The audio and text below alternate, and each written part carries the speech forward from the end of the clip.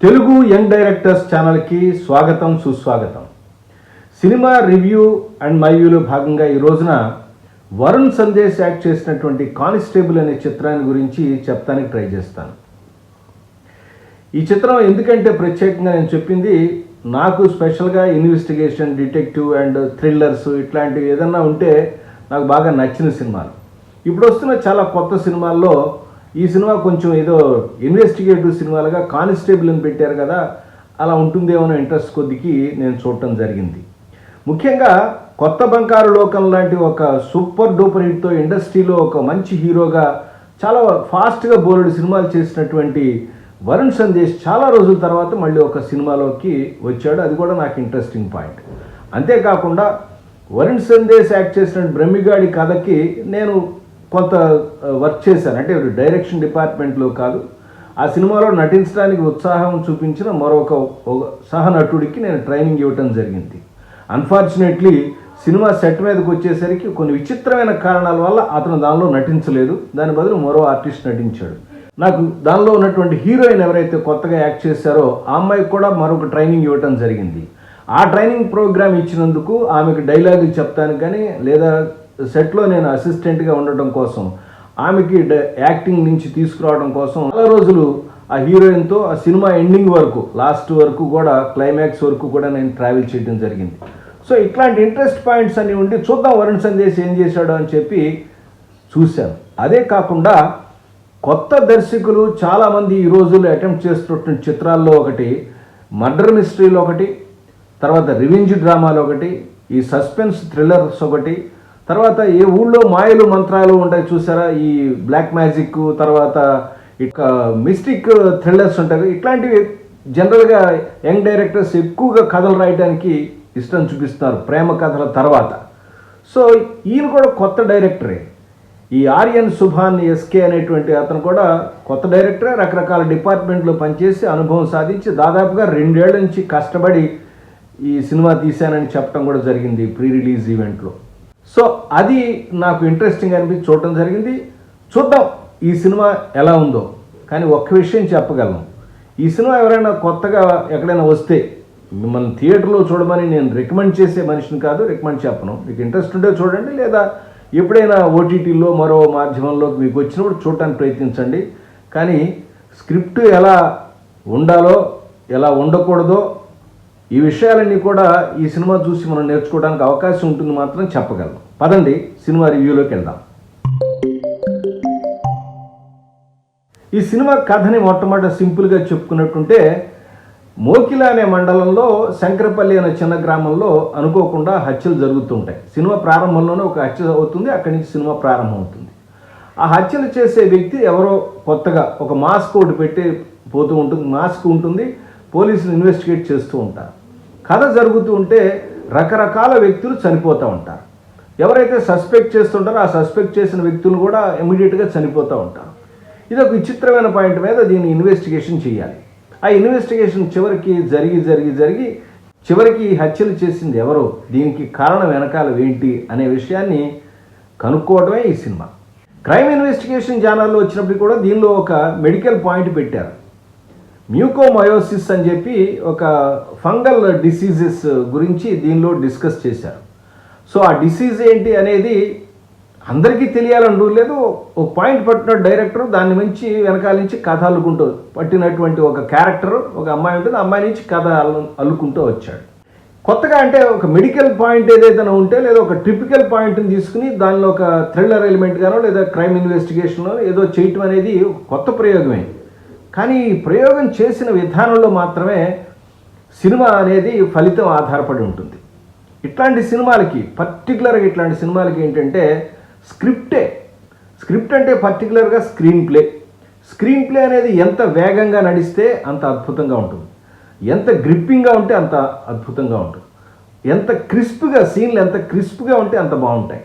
అలాగే ఇన్వెస్టిగేషన్ లాజికల్గా ఉంటే ఇంకా చాలా బాగుంటుంది. తర్వాత ఇన్వెస్టిగేషన్లో రీసెర్చ్ చేసి, అంటే టెక్నికల్గా కూడా, అంటే దానిలో టెక్నికల్ అంశాలను కూడా దానిలో డిస్కస్ చేస్తూ దాని నుంచి ఇన్వెస్టిగేషన్ ఉంటే ఇంకా చాలా బాగుంటుంది.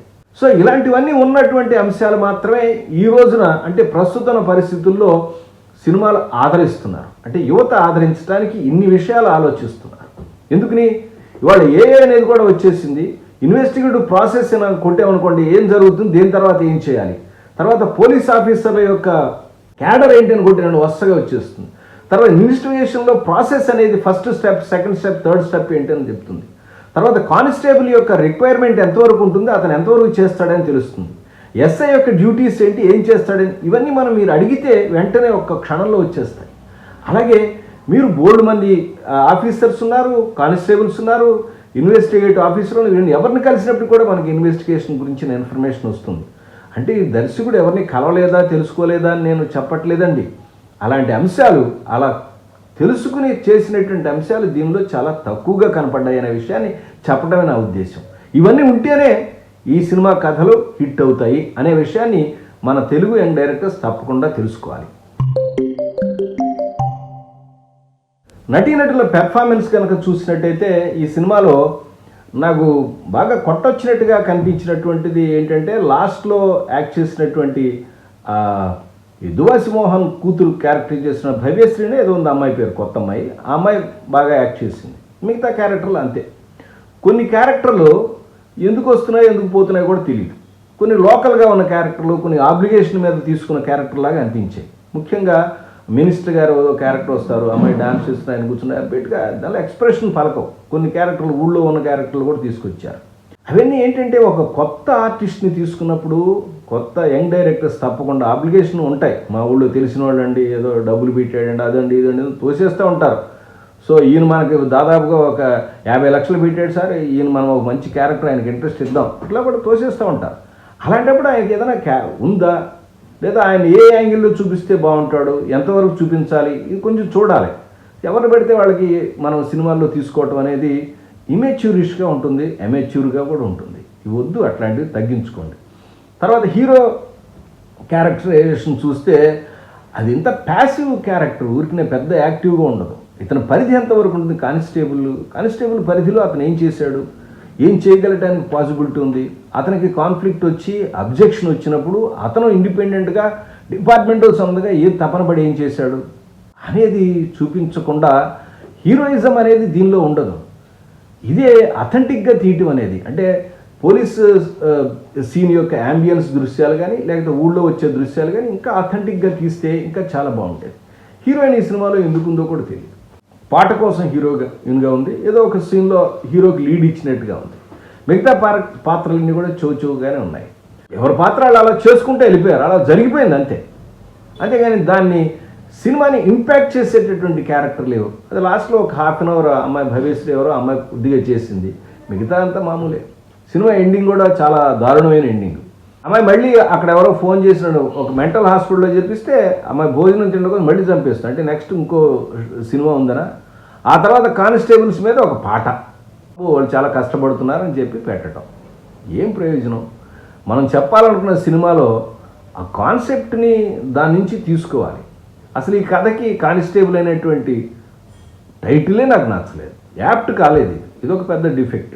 ఈ మధ్యకాలంలో డిఫెక్టివ్ టైటిల్స్తో వస్తున్నాయి. అలాంటి సినిమాల్లో ఇది కూడా ఒకటి. ఈ సినిమా చూసేటటువంటి ప్రేక్షకుల్లో యంగ్ రైటర్స్ కానీ డైరెక్టర్స్ కానీ ఉంటే తప్పకుండా తెలుసుకోవాల్సిన మొట్టమొదటి అంశం ఏంటంటే, సినిమా సీన్లు వేరు, సీరియల్ సీన్లు వేరు, అలాగే రేడియో సీన్లు వేరు, అలాగే నాటకం సీన్లు వేరు, అలాగే స్ట్రీట్ నాటకం సీన్లు వేరు. వీటన్నిటికీ కూడా డిఫరెంట్ మాధ్యమాలు ఉన్నాయి, ఒక్కొక్కటి కూడా డిమార్కేషన్ ఉంది. సీరియల్లో చాలా డీటెయిల్గా విషయాలు చాలా చెప్పచ్చు.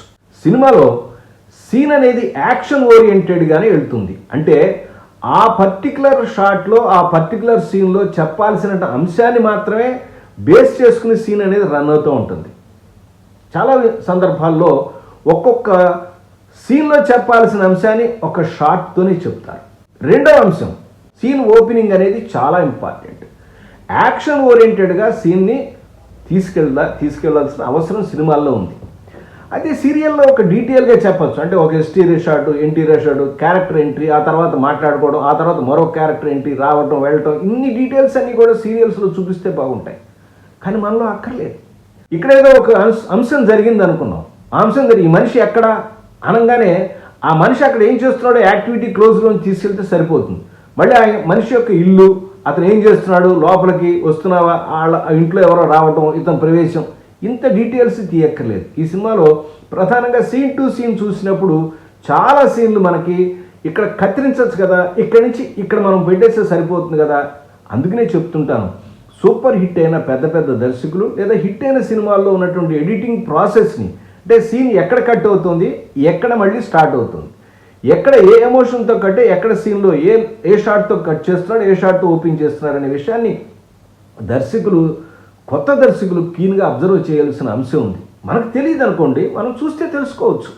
అందుకనే చాలా సినిమాలను ఎక్స్ప్లెయిన్ చేస్తూ ఉన్నాను. ఆ ఎక్స్ప్లెయిన్ చేసినప్పుడు కూడా కొన్ని విషయాలు దర్శకత్వానికి సంబంధించిన అంశాలు చెప్పడానికి ప్రయత్నిస్తాను. తప్పకుండా అనాలిసిస్లు వినండి, ఫిల్మ్ అనాలిసిస్లు, స్క్రీన్ ప్లే అనాలిసిస్లు వినండి, అప్పుడే మీకు అర్థం అవడానికి ప్రయత్నిస్తాయి. రెండో పాయింట్ వచ్చేసరికి దీనిలో ముఖ్యంగా లాజికల్గా సీన్ ఉండట్లేదు. ఏ సీన్ తర్వాత ఏ సీన్ ఉండాలి, ఒక సీన్ ముందు ఉండాలా వెనక ఉండాలా, సినిమా కథ అంతా చెప్పడం నా ఉద్దేశం కాదు. లేదా మీకు ఉదాహరణ కోసం చిన్న సీక్వెన్స్ చెప్తాను. మర్డర్ అవుతుంది, ఒక మర్డర్ అవుతుంది. ఆ మర్డర్ అయిన తర్వాత, అంటే ఆ మర్డర్ కానిస్టేబుల్ ఎవరైతే క్యారెక్టర్ వేసాడో ఆ క్యారెక్టర్ వేసినటువంటి అతని యొక్క మేనగోడ్లే మర్డర్ అవుతుంది. మర్డర్ అయిపోయిందని చెప్పి వెంటనే గబక్కన వెళ్ళిపోయి ఎవరో సస్పెక్ట్ అయ్యాడంటే అతను కొంచెం చిన్న ఇన్వెస్టిగేషన్ పెడితే అతనికి ఎమ్మెల్సీ గారు కొడుకు చేశాడని తెలుస్తుంది. వెంటనే ఇతను తన పక్కన ఉన్న కానిస్టేబుల్ తెలిపి అతనితో గొడవ పెట్టేసుకుంటాడు. ఇద్దరు సీరియస్గా డైలాగులు, సీన్, పెద్ద సీను. ఆ తర్వాత 2 సీన్లు జరిగితే ఆ తర్వాత ఎవరైతే సస్పెక్ట్ చేసి వెళ్ళాడో, నువ్వు నా కొడుకుని అంటావా, సస్పెక్ట్ చేస్తావని ఇద్దరు కూడా యాక్షన్ చేసుకుంటారు, ఇద్దరు డైలాగులు చెప్పుకుంటారు. పెర్ఫార్మెన్స్ అదిరిపోతుంది. తర్వాత కట్ చేస్తే ఎవరైతే సస్పెక్ట్ చేసేది ఆ కుర్రోడు నెక్స్ట్ చనిపోతాడు. చనిపోగానే అక్కడికి ఎమ్మెల్సీ వచ్చేసి ఇతను చొక్కా పట్టుకుంటాడు. ఇతను చొక్కా పట్టుకుంటే ఇతను వెనకాల ఒక ఎస్ఐ ఉంటాడు. ఆ స్టేషన్లో ఇతను హీరో కానిస్టేబుల్గా పనిచేస్తున్నాడు. చిత్రం చూడండి, హీరో సినిమాకి కాబట్టి హీరో ఫ్రంట్ ఫోర్గ్రౌండ్లో ఉంటాడు, ఎస్ఐ వెనకాల ఉంటాడు. వచ్చిన అలా చూస్తూ ఉంటాడు అనమాట. ఆ తర్వాత సీన్, నెక్స్ట్ సీన్ వస్తుంది. ఏమండి, ఎస్ఐ వెళ్ళిపోయి ఇతన్ని బెదిరిస్తూ ఉంటాడు కానిస్టేబుల్ని. అసలు నువ్వు ఎమ్మెల్సీ ఇంటికి ఎందుకు వెళ్ళావు, నువ్వు ఏ ఉద్దేశంతో వెళ్ళావు, నీ ఇష్టమేనా, అసలు ఏమనుకున్నా సస్పెండ్ అయిపోతావు అనుకుంటాడు. ఈ సీన్ ఎప్పుడు రావాలి, ముందు వెనక, ఏది ముందో ఏది వెనకో తెలియదు. అట్లాగా ఎమోషన్ ఎవరి మీద ప్లే చేయాలి. తర్వాత రెండోది, ఎమోషన్ ప్లే చేయాల్సిన ముందు యాక్షన్ లేదా కాన్ఫ్లిక్ట్ పాయింట్, అంటే ఒక దుర్మార్గుడైనటువంటి ఒక ఎస్ఐ ఉన్నాడు అనుకుంటే ఎస్ఐకి ఇతనికి కాన్ఫ్లిక్ట్ తీసుకురావాల్సినప్పుడు ఇది ఒక కాన్ఫ్లిక్ట్ పాయింట్ కదా, వదిలేశారు. ఇలా ఏది ఎక్కడ ఏ యాక్షన్ పెడితే బాగుంటుంది అనేది చూసుకోకుండా క్యారెక్టర్స్ మధ్య డైలాగులు, వాటి మధ్య కాన్ఫ్లిక్ట్ ఉండాలి, లేదా మంచి యాక్షన్ సీన్ ఉండాలి, యాక్షన్ డైలాగులు పెట్టడం విచిత్రంగా ఉంది. తర్వాత లాజిక్ లేకుండా ఉంటుంది. ధన్మన్ ఒక విషయం తెలుస్తుంది అతనికి, ఒక చిన్న లాస్ట్ ఇన్వెస్టిగేషన్లో ఒక దాబాలో కూర్చోగానే అతనికి ఐడియా వస్తుంది. ధన్మన్ అర్ధరాత్రి పరిగెట్టుకు వెళ్ళిపోయి నీళ్ళలో దూకేస్తాడు. చీకట్లో దూకేసేసి ధన్మన్ పట్టుకెళ్ళిపోయి ఆ కింద ఉన్నటువంటి ఆ చనిపోయిన డెడ్ బాడీ తీసిన మెడలో ఉన్న గొలుసు ఏదైనా తీస్తాడండి. అబ్బా, ఎట్లా తీస్తాడని లాజిక్ జనాలు పిచ్చైపోతుంది. ఈ మధ్యకాలంలో ఫైటింగ్ చెప్తున్నప్పుడు ఇలా కొట్టంగానే గాల్లో వెళ్ళటం, ట్రైన్లో వెనక్కి రావడానికి ఎలా నవ్వుతున్నారో ఇలాంటివి కూడా నవ్వుతారు. ఇలాగా దీని లాజిక్ లేకుండా చీకట్లో రాత్రిపూట వెళ్ళిపోయి పలిసిన చెరువులో బురదలో ఉన్నటువంటి గొలుసుని హీరో తీయటం, ఆ హీరో వచ్చి అక్కడి నుంచి పట్టుకోవడం, ఎంత ఇల్లాజికల్గా ఉంటుంది ఇది. సీన్ రాసేప్పుడు కొద్దిగా కూడా ఆలోచించరా, జనాలు ఏమనుకుంటారు. మనం కూడా ఒక ప్రేక్షకుడు గుర్తుపెట్టుకోండి, మనం టెక్నీషియన్సే కాదు, రాసేటప్పుడు తీసేటప్పుడు మనం కూడా ఒక ప్రేక్షకుడిగా ఆలోచించండి. ఒక ప్రేక్షకుడిగా మీ మనసులో కలిగిన డౌట్లు ఏవైతే ఉంటే వాటిని మీరే ముందు తీర్చుకోండి, ఆ తర్వాత దాన్ని స్క్రీన్ మీద తీసుకురండి. థ్రిల్లింగ్ లేదా ఇన్వెస్టిగేటివ్ సినిమాల్లో ఎప్పుడు కూడా ఫస్ట్ ఇన్వెస్టిగేషన్ మీరు ఒకళ్ళ మీద నుంచి ఒకళ్ళ మీదకి తీసుకెళ్ళటం అదంతా పాత పద్ధతి. ఏదో మీరు అన్ఎక్స్పెక్టెడ్గా ఎవరో ఉంటారు, ఒక పర్సన్, మన పెద్దవంశీ గారు తీసినటువంటి అన్వేషణ సినిమాలో ఎవరో ఒక అన్నోన్ పర్సన్ చేస్తాడు. ఇవన్నీ అందరికీ తెలిసిందే. ఆ ఎండ్ సస్పెన్స్ అనేది సినిమా రిలీజ్ అయితే అయిపోతుంది. కానీ దానికి ఉన్న బలమైన కారణం ఏదైతే ఉందో అది కనుక కాన్ఫ్లిక్ట్ చాలా చక్కగా ఉన్నట్టయితే అద్భుతంగా ఉంటుంది. ఇలాంటి సినిమాలు తీసేటప్పుడు తప్పకుండా చూడండి. అన్వేషణ ఇలాంటి చాలా పాత సినిమాలు కూడా ఉన్నాయి, బోల్డ్ సినిమాలు ఉన్నాయి, అవన్నీ చూడండి. అవే కళ్ళని పాత సినిమాలు ఉన్నాయి. ఇవన్నీ రెండే కాదు, ఇంకా చాలా సినిమాలు ఉన్నాయి. హిట్ అయిన సినిమాలు చూడండి. ఈ సినిమాలో నచ్చినటువంటి పాయింట్ ఏంటంటే ఏదో ఒక మెడికల్ ఇష్యూని తీసుకున్నారు, ఆ లాస్ట్ హాఫ్ అన్ అవర్ అమ్మాయి పెర్ఫార్మెన్స్ తీసుకొచ్చారు. కానీ ఈ మంచి కథని, ఒక మంచి పాయింట్ని సరిగ్గా స్క్రీన్ ప్లేలో కనుక పెడితే ఇది ఒక అద్భుతంగా ఉండేది. ఈ సినిమా ఎవరైనా చూడని వాళ్ళు ఉంటే థియేటర్లో చూడటానికి ప్రయత్నించండి. ఒకవేళ కుదరకపోతే ఓటీటీ వచ్చినప్పుడు లేదా మరో దానిలో వచ్చినప్పుడు చూసి ఈ పర్టికులర్గా రివ్యూ చూసి నేను చెప్పిన అంశాలు కరెక్ట్గా ఉన్నాయా లేదా, ఏ అంశాలు నేను తెలిసి నేర్చుకోవాలనుకుంటున్నాను, ఇలాంటి విషయాలన్నీ కూడా తప్పకుండా మీరు మెన్షన్ చేసుకుని నేర్చుకోవడానికి ప్రయత్నించండి. సినిమాలే కాదు, అట్టర్ ఫ్లాప్ అయిన సినిమాలు కూడా మనకు ఎన్నో విషయాలు నేర్పుతాయి. ఒకటి ఏం చేయాలో నేర్పితే ఒకటి ఏం చేయకూడదో నేర్పుతుంది. మొట్టమొదటి మనం తెలుసుకోవాల్సింది ఏం చేయకూడదో తెలుసుకోవాలి. చేయటం ఏముంది, మీరు కాబట్టి ఎవరైనా చేస్తారు. ఏం చేయకూడదో మొట్టమొదటి తెలుసుకోండి. అలాంటి జాబితాల్లో ఈ సినిమా కూడా ఉపయోగపడుతుంది. మరొక సినిమాతో మళ్ళీ వస్తాను. అప్పటిదాకా నమస్కారం.